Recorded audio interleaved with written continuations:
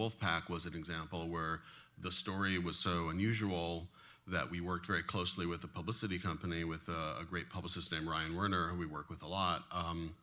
And we kind of like, it's a challenge because you have to hold back access to the Wolfpack kids, as we're sort of like, everyone wanted them. We ended up doing a big package deal with ABC where there was like, media on all kinds of platforms, but that was for the release. So, we sort of had to figure out ways to create interest. And so the story, we did like a couple of key stories, a couple of key pre-press opportunities leading into the festival, but we didn't allow any interviews with the parents or the children to kind of keep that interest high, and for distributors to understand that we're not going to squander the press during the sales process that could be very robust during the distribution.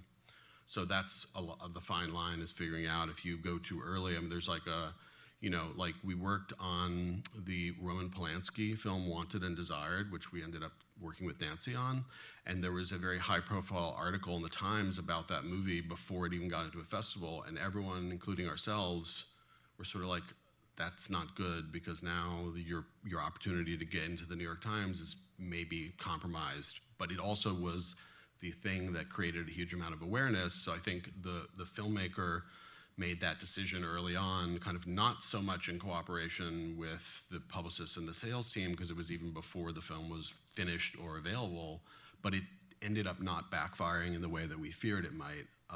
So, I mean, that's a good example. It's always like the fine line, even as Nancy was saying earlier, like, how do you get back the audience that you maybe created some awareness either during a festival or during a theatrical release for later windows? And it's challenging.